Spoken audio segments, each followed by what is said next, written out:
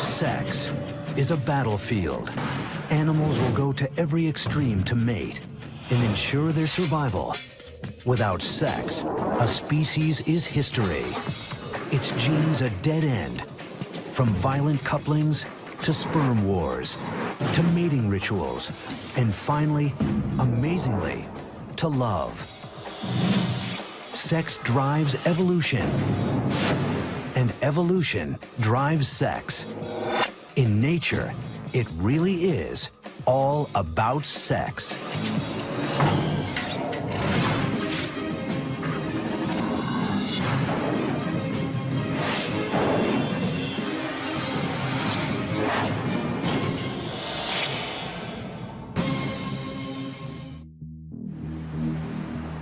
Just off the coast of Bimini Island in the Bahamas,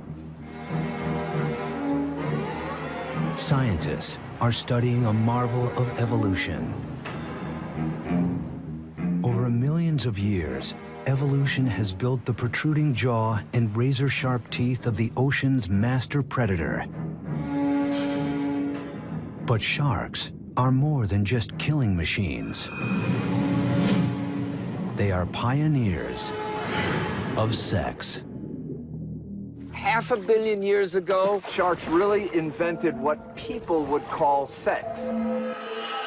Sam Gruber has studied sharks for 45 years. People basically don't know much about sharks, and they think of them as the death fish from hell, but really they're highly, highly sophisticated, tremendous animals. In addition to complex navigation and communication systems, sharks were one of the first to develop a whole new way to have sex. May not look like very much, but it represents a huge evolutionary leap in reproductive behavior. If you look very closely, you'll see these two little finger-like projections, which are called claspers, are actually the penis of the male shark. 400 million years ago, sharks became one of the first vertebrates to evolve a penis. But they were hardly the last. Over millions of years, the penis proved so valuable that it evolved independently in animals as different as insects, birds, and reptiles. The penis is a good example of convergent evolution because it serves one purpose, but it's arisen in many different ways in a variety of organisms. But how did the penis become so vital? 700 million years ago, sharks, fish, and other vertebrates have yet to evolve. Sea life is instead comprised of simple, single-celled creatures. To pass on their genes, they don't have to partner up. They can reproduce by themselves. Reproduction before sex was all asexual. Asexual reproduction means that you just make copies of yourself and send them off into the environment. They have all of your genes and no one else's. Asexual reproduction does guarantee that 100% of an organism's genes are passed on. But on the evolutionary battlefield, this strategy has one serious flaw. When each and every creature shares the exact same genes, they also share the same genetic weak spots. Imagine that a virus shows up on the scene, and that virus attacks you if you have a very specific gene sequence in your DNA. Now, if everyone in your population has the same DNA, that means that that virus is going to wipe everyone out. But with sexual reproduction, the mixing and matching of genes increases the odds of at least some individuals living on. The secret to survival is sex. The first animals to adopt sexual reproduction emerged 600 million years ago. But the sex they practiced is not what humans might imagine. These passive creatures, relatives of modern coral, were tightly anchored to the sea floor. How can you mate when you can't move? Cast sperm and eggs on the waves and hope they meet. Each summer, billions of coral polyps simultaneously launch their reproductive cells into the current. Each coral releases both sperm and egg, but instead of combining with each other, they wait until they encounter the seeds of another coral. No one knows how they do it. This mass spawning is one of nature's most arresting spectacles. But it evolved as a matter of survival. Mass spawning by corals could be called a defense mechanism. Having all of the eggs and sperm released at the same time allows some of the offspring to survive even when there are predators around. You swamp the predators, you produce so many that they can't all be eaten by those predators at that point in time. For stationary animals, casting DNA into the ocean may have been the only way to sexually reproduce.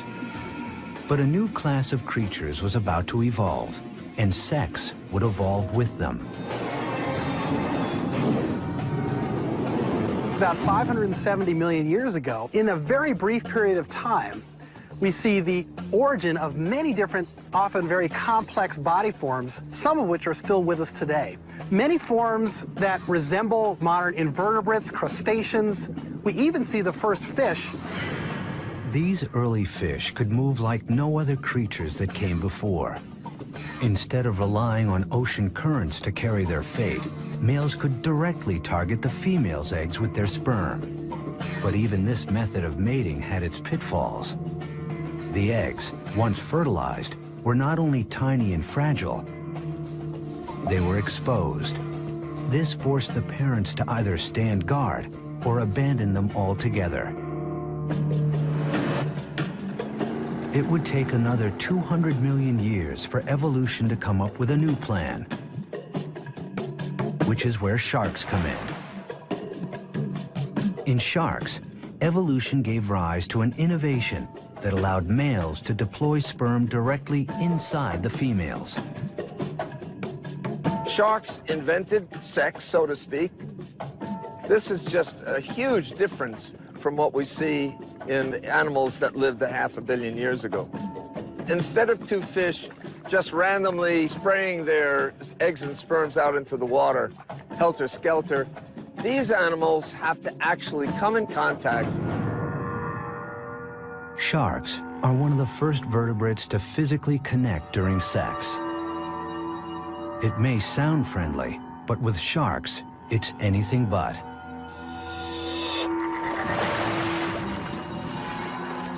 Cute guys, right? The male will bite her pectoral fin, her arm fin, and roll her over. Then the male has these two claspers, or peni, and one is rotated around while the other stays back, and that's inserted into the female's cloaca, which is the common duct. This vertical hold may look brutal, but biologically speaking, it's a thing of beauty. It looks to me like a ballet because they have very difficult tasks to go through to bring themselves together. Each seemingly violent act has a necessary sexual function. The male flips the female shark to her back to relax her for penile insertion. He sinks his teeth into her skin to trigger her ovulation. She's even protected from his gashing. Female sharks have skin twice as thick as male sharks. They have amazing healing properties. They can have huge lacerations, which would kill a human, and they're perfectly fine with it. But the crucial innovation of shark sex is the penis. Once the male is firmly attached, a spur at the appendage's tip prevents it from slipping out. A sac in the male's abdomen fills with seawater and propels the sperm directly into the female's womb, where eggs await fertilization. So not only did they invent copulation, but they also invented getting pregnant. That is to say, internal fertilization. This represents a whole new stage in reproductive biology. Internal fertilization has been a foundation of sharks' 400 million year reign as the ocean's top predators. Not only does it protect their developing eggs from enemies, it leads to the birth of large, fully formed pups that are literally born to kill. For hundreds of millions of years, animals would remain confined to the Earth's oceans.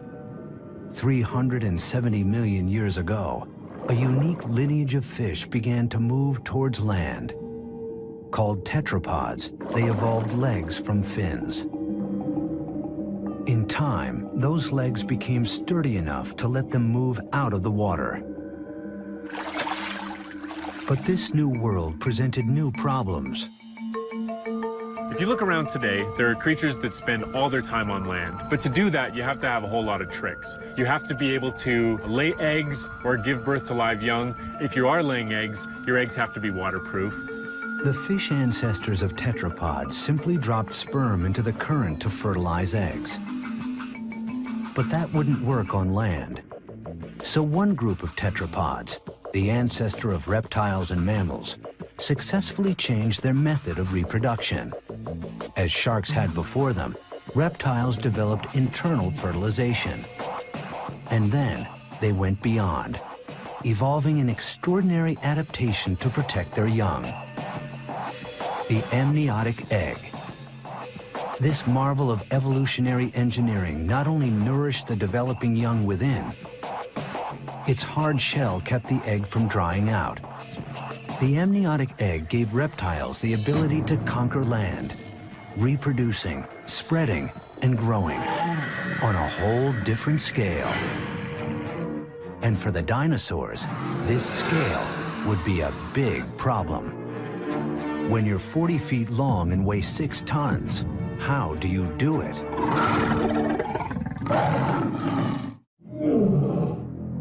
If you can't mate, if you can't pass on your genes, your evolutionary history. But what happens if your own size gets in the way of mating? Some dinosaurs evolved to be the biggest animals ever to live on land. With dinosaurs like T-Rex topping out at more than 15 feet, sex gets complicated. And for all we know about dinosaurs, the details of their sex life remains a mystery. Imagine a 40-ton dinosaur trying to reproduce. Obviously, 2 of these behemoths would have had to get together, but exactly how they did so is still a huge question for paleontologists. Fossilized eggs are clear evidence that dinosaurs had intercourse and reproduced through internal fertilization like birds today. And the bones of dinosaurs are littered across all 7 continents. Testament to creatures that dominated the Earth for 160 million years. Clearly, these enormous animals must have evolved an extremely successful method of mating. Paleontologist Ken Carpenter has puzzled for years over the mystery of dinosaur reproduction. It's a whole process of trying to understand what dinosaurs were like as living animals. They had to have been able to reproduce in order to be so successful for over 200 million years. How did the males and females get together? What made Carpenter's investigation difficult was that all he had was bones. No reproductive organs have survived the fossil record. To discover what dinosaur sex might have been like, Carpenter turned to a creative mix of comparative anatomy, physics, and deduction. Starting with the dinosaur's reptile cousin, the crocodile. Male crocodiles have unique sex organs, not like the claspers of the shark, but not a penis as we humans know it either. Unlike humans, dogs, cats, they don't have this very long organ that sticks out all the time. It's actually a much smaller organ that's kept inside the body. Most of the time, the male's genitalia is kept inside a slit on his underbelly called the cloaca. During sex, however, muscles inside the cloaca contract, averting the animal's penis. Just 3 inches long in the 12-foot crocodile, the male must insert this tool into the female's cloaca to deposit his sperm. For creatures the size of dinosaurs, that would be like trying to stick a key in a lock by moving the whole building. Was it possible?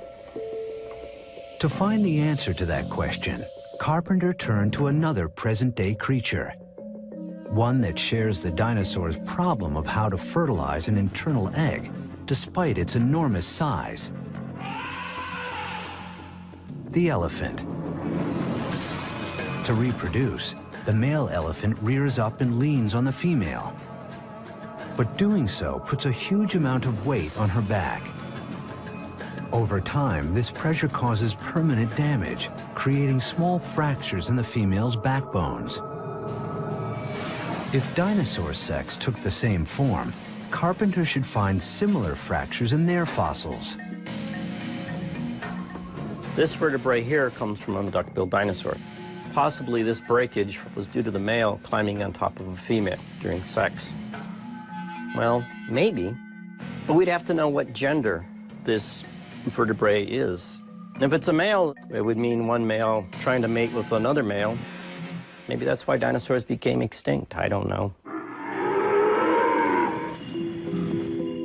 But the elephant-like rear mount posed a more fundamental problem. The male would have climbed up, put his weight on her back. Could her bones have supported it? Elephants weigh up to 7 tons. But some dinosaurs weighed as much as 25 tons. Carpenter calculated the bone strength needed to withstand that much force and concluded that it was too much. The elephant way was out. Undeterred, Carpenter retraced his steps to crocodiles and alligators, creatures with a mating style that avoids load-bearing altogether. They've got the water to suspend them. It's almost like being in space. The male and females can basically rotate together. The male can stick his penis into the female's cloaca and interject sperm. So could dinosaurs have had sex underwater? Carpenter consulted the charts. There were no huge bodies of water, except in a very few places, which would mean then that dinosaurs would have to traipse for sometimes literally thousands of miles in order to have sex. That's an awful lot of work just for sex. Another dead end. Birds were next. They are the direct descendants of dinosaurs, and they lay eggs like dinosaurs. Could they copulate the same way? Birds do it basically as a bunch of quickies, mostly because they're trying to fly at the same time as they're trying to reproduce. The males will be fluttering their arms as they're trying to get up against the female. Birds' quick transfer of sperm, known as a cloacal kiss, would have its advantages for creatures as large as dinosaurs. But again, there are problems. Most dinosaurs don't have wings.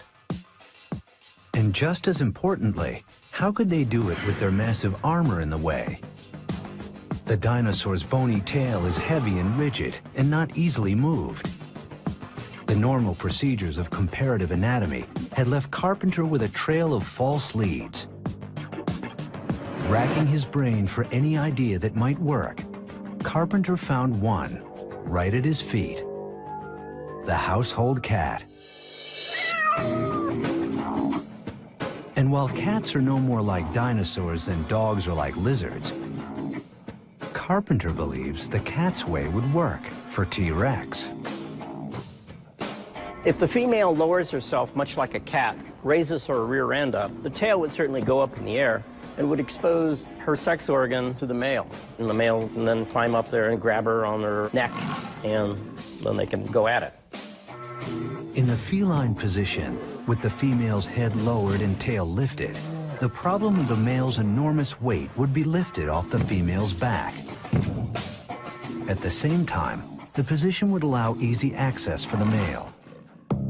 Carpenter's theory is the first to offer a workable answer to the mystery of dinosaur sex, and the first to explain how dinosaurs were able to reproduce their way into history as the unrivaled rulers of Earth for 160 million years. Dinosaurs were the largest animals to mate on land. Insects are some of the smallest. And in their tiny world, sex is a war story that's been going on for millions of years, with its own villains and heroes. You know, when it comes to looking at reproductive biology, you gotta say that cockroaches are a superstar.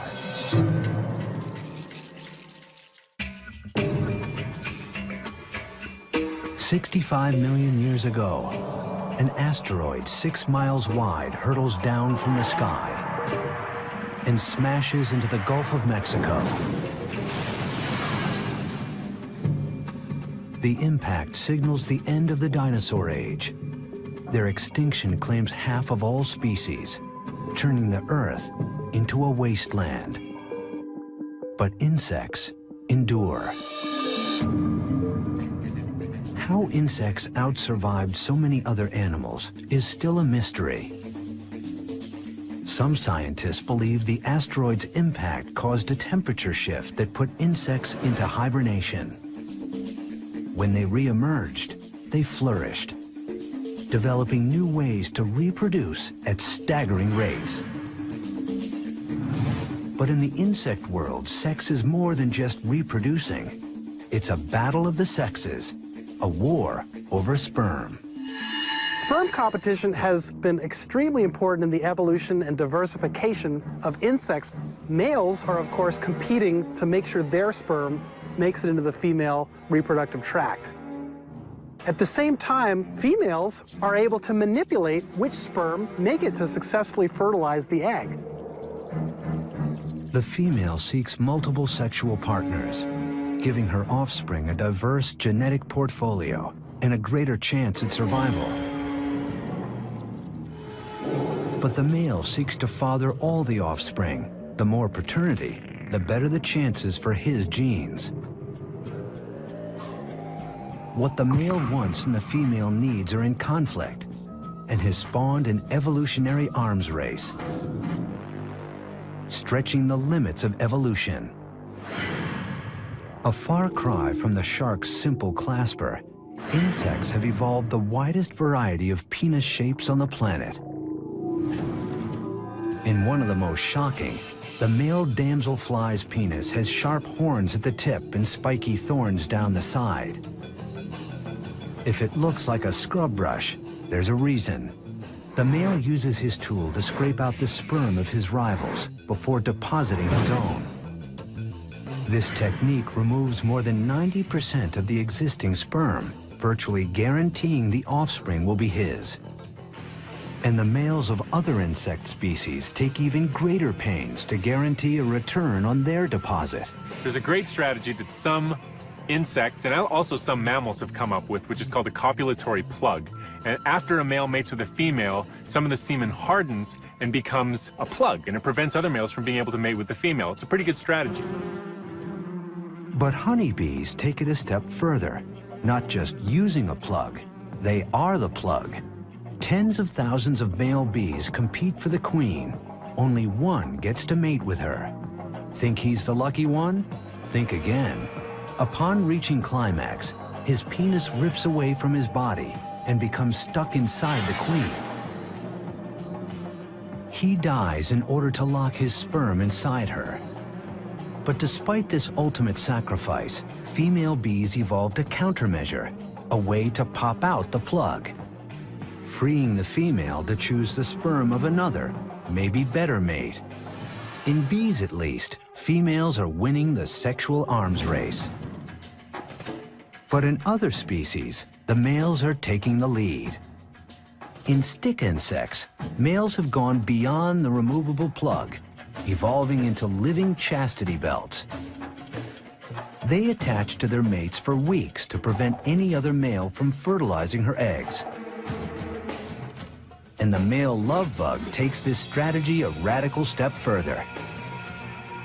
Once he locks his sex organ inside his partner's, he throws away the key. The male's commitment to the act is total. Once joined, he spends the rest of his life in the act of copulation. After the couple is through mating, he will die, to be dragged around by the female until she lays her eggs. Eggs all fathered by that single male. From species to species, the sexual arms race is ongoing throughout the insect world. But in one familiar group, females may have found a way to finally end the war. Entomologist Ron Harrison heads up the cockroach extermination lab at the Orkin Training Center in Atlanta. To come up with ways to kill these ultimate survivors, Harrison spends his days studying the species most commonly found in homes.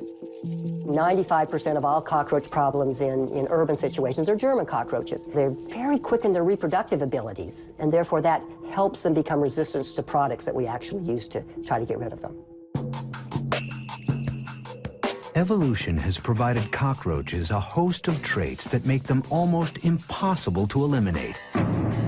They can live a month without food and last hours without oxygen. But most critical to their survival is their speed of reproduction, a quality that might indicate that cockroaches have sex all the time, except they don't. Once a female has had sex and has that sperm, she's able there to hold it and then fertilize as she needs, rather than have to have sex again. Because of this one adaptation, the female needs to mate only once to remain pregnant for the rest of her life. Her one act of sex can yield hundreds of thousands of offspring, a remarkable ratio. This benefits the female in more ways than one. Mating in itself is costly. The more a female mates, the lower her probability of survival. Perhaps because there's some damage that occurs, they might be at risk of predation, and there's even some seminal fluids that carry toxins that decrease female survival. After her one act of sex, the female carries fertilized eggs with her throughout her entire life. So every female in the colony has the potential to become a colony herself. In pest control, what's really scary to us then is if you happen to have a German cockroach in the cuff of your pants or in your pocket or in a box that comes from the grocery store and it happens to be a pregnant female, that's all that's needed to get an entire population going. This adaptation has given the species the ultimate survival advantage. When you look at the whole evolution of animals, these started out 400 million years ago and are continuing to be very successful. You know, when it comes to looking at reproductive biology, you've got to say that cockroaches are a superstar.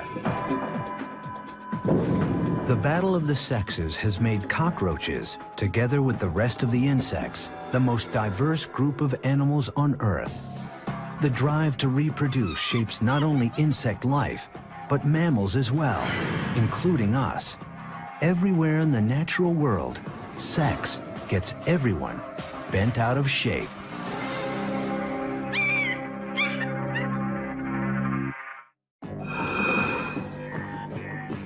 Animals will do anything to mate. The drive to pass on genes and ensure survival of the species is so strong that it causes evolutionary changes. This process is called sexual selection. It's a type of natural selection, but it's the kind of selection for the kind of traits that evolved not to survive another day, but to win at the mating game. To be successful, in evolutionary terms, your genes have to be in the next generation. As soon as you have sexual reproduction, what you're doing is going out into the environment and looking for other individuals that are doing well and trying to get some of their genes into your offspring. You need to assess how everybody in your population is doing in terms of their reproductive output. The game of courtship in the animal kingdom is largely typecast. For the most part, males display, females choose. There's not an animal on this planet in the wild that will copulate with anybody. They all have favorites. Too old, too young, too scruffy, too stupid acting, and they won't do it. And for good reason, because an animal only has a few chances to pass their DNA on into tomorrow. And so they want to do it with the kind of individual that will really enable them to survive. And females can often have really weird criteria by which they choose which male they're going to mate with. Sexual selection has had huge consequences. Males of a species, they have to compete with each other to find a female. It gives rise to a whole different set of behaviors and appearances in animals to compete with other males and try to get a female mate.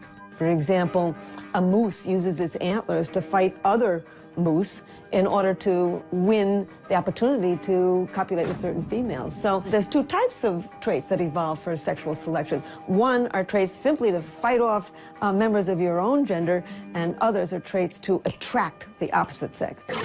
The pressures of sexual selection worked on the male stalk-eyed fly to compete for the largest eye stalk, on the male finch to sing and to show red, on the rhinoceros beetle to grow massive fighting horns, on the male lion to grow his mane, and on the male giraffe to grow a powerful long neck. Some forms of sexual selection can actually drive species extinct because the traits that females prefer are so elaborate that they actually get in the way of day-to-day lives of males. Take the case of the Irish elk, the ancient cousin of Europe's fallow deer. Females really liked big antlers, and so over time, males with large antlers were selected over males with smaller antlers.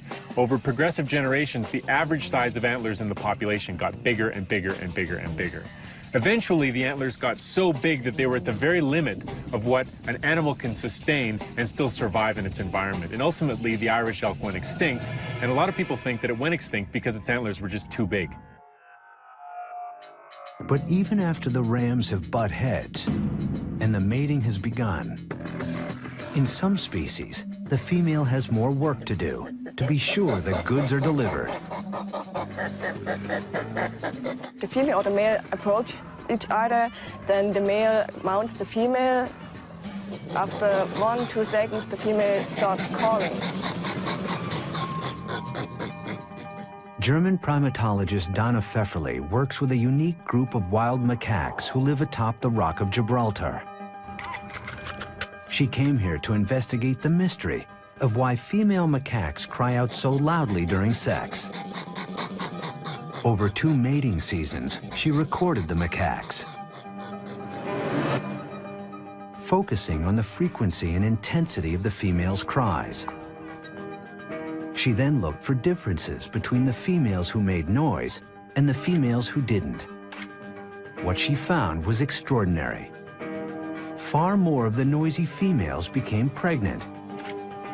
The earlier, the faster, and with the higher peak frequencies the female calls, the more likely the male is to ejaculate. In fact, males were 10 times more likely to ejaculate with a calling female than with a silent one. Pfefferle concluded that the females evolved the loud sex noises in a clear case of sexual selection. The noises increase the odds of bearing young. They're screaming and shouting for a reason. If he doesn't ejaculate, then what's going to happen is she's not going to conceive. So what she's got to do is she's got to encourage him. Eric Shaw has spent years closely observing the Gibraltar macaques, who are known for one thing: sex.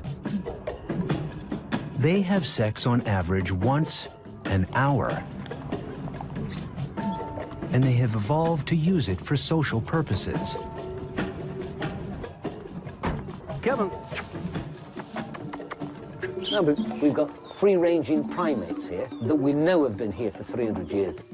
I know. Stop panicking. There's a lot of questions that they can answer for us, be it a question of how to feed them, or be it a question of sex. For these primates, sex is part of how the community communicates and bonds. They use their sexuality in a lot of ways like we do, I suppose. You had a male and a female here, and he threatened her because you're a little bit too close to my food. To stop the threat, she presents herself. In other words, take me, I'm yours. Here we go.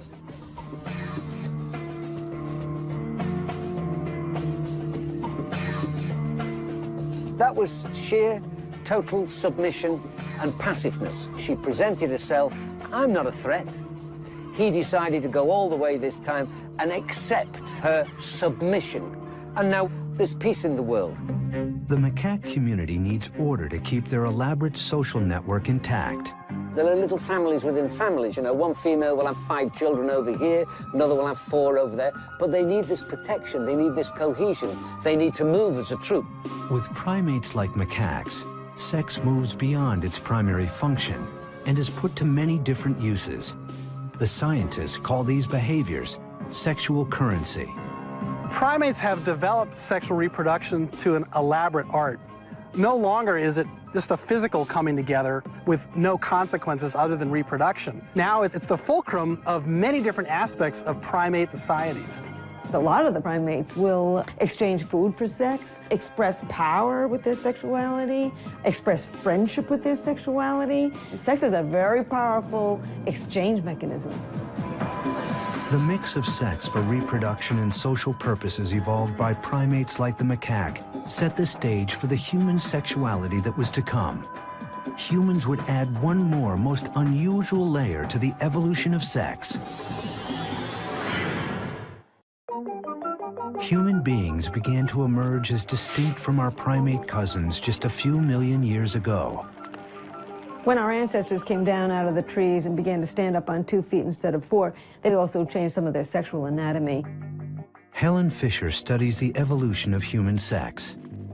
The female vaginal canal is no longer tipped backwards the way it is among chimpanzees. It evolved to move somewhat forward, probably for easier access during the missionary position. As the female's anatomy changed, so did the male's. The penis had to reach deeper into the female's body, so it evolved to become significantly larger. Today, humans have the biggest penis of any primate and the most highly developed brain. I think that human beings made their biggest leap in terms of sexuality with the evolution of the brain. Over time, the human brain grew large, so large that its hard skull became a threat to successful reproduction. At some point during human evolution, we began to not only to stand up on 2 feet instead of 4, but the brain got to be too large for the birth canal. At that point, women began to have to bear their babies sooner so that they could get out of the birth canal. No one knows how long the first human mothers carried their young. But we do know that today, a 21-month pregnancy would be necessary for a human baby to be born as fully developed as a newborn chimp. With every human born essentially premature, family bonds became a necessity for survival of the species. And that necessity, argues Fisher, explains the mystery of love. As we evolved babies that would have a very long childhood and even adolescence, we began to need to sustain a partnership with somebody long-term. And thus we see the evolution of these romantic love and deep attachment to a partner. Fisher studies the specific areas of the brain involved in sex and love. Inside an MRI machine, subjects are directed to think about their lover by looking at his or her photograph. As they do, their MRI lights up with regions of intense activity. An entire brain system devoted to love. About 2 million years ago, we began to build this very large cortex. And then suddenly, sex and mind became interconnected. These brain systems for the sex drive and for romantic love are woven deep into primitive parts of the human brain. Humans forever changed sex with the evolution of love. And now, humans are going a step further, taking our evolution into our own hands and separating it from the act of sex. Sex has become futuristic. There's all kinds of ways now to basically bypass sex. We can clone individuals in a petri dish. There's all sorts of ways to fertilize individuals without engaging in intercourse. What is occurring today is that biology is beginning to manipulate those processes to alter its own self and to take control of its own future evolution. So it's becoming a very conscious thing, and 100 years, 200 years from now, as we move forward, the process of human evolution is going to be directed by human choice. Gregory Stock is a biophysicist and the author of a book entitled Redesigning Humans. He is an advocate of human genetic engineering. And I could see a time when it's viewed as just kind of careless to conceive of children by the old ways, where it's just some random meeting of egg and sperm. How could you be so careless about something as important as a child? Stock believes the logical first step will be genetic screening, a process in which couples will be able to bring their sperm and egg together in the lab to generate multiple embryos. Then pick the one with the most desirable traits. So I think it'll be the parents will make choices about their children that are a little bit different from themselves, but really resonate with their own personalities. If they're really outgoing, they'll want children that are outgoing. If they're really conscious about their own intelligence, they'll choose kids that have a little leg up in that realm. If they're really athletic, they're going to want an athlete. And I see an enormous diversity as we go out into the future. We already are living in the age of engineered reproduction. The first so-called test tube baby is now in her 30s. Successfully cloned animals include the mouse, sheep, cattle, cat, horse, and chimp. Theoretically, the technology to clone humans exists, but hasn't yet been used. For Stock, a future of engineered humanity would simply be a new phase in evolution, consciousness having evolved to the point where it can chart its own future. As you begin to have meaningful choices, things that can be done that people consider to be of value, for instance, a genetic screening so that you can be absolutely certain that your child is going to be very, very healthy, then I think you're going to get these technologies used in a very, very broad fashion. Natural selection has made some bad choices in the past. An awful lot of people have very bad backs. They've got bad shoulders. They pull out various parts of the body because it's not yet perfectly evolved. And if we could make some changes in selection so that we get rid of genetic diseases, it would be an improvement. As humans move to take the reins of their own reproductive evolution, a vital debate has begun. Genetic engineering in humans is a very risky activity. The problem is that by introducing variation, we might not know what all the consequences will be. We may insert a gene that we think causes one effect, but in fact it will cause other effects and disrupt the normal functioning of our chromosomes. Of course there are going to be problems. There are always problems with using technology, especially potent technology. But that doesn't mean we shouldn't go there. It's going to be a very messy, a very chaotic, a very unpredictable process. And to me, it's just the next stage of evolution. Taken to its logical extreme, in the future, the act of sex may have no place in human life at all. But for most scientists, the thought that the human animal would drop a behavior that is the product of millions of years of evolution is highly remote. Genetic engineering is far from the end of sexual reproduction. We are far from evolving beyond sex. I don't think that's ever going to happen.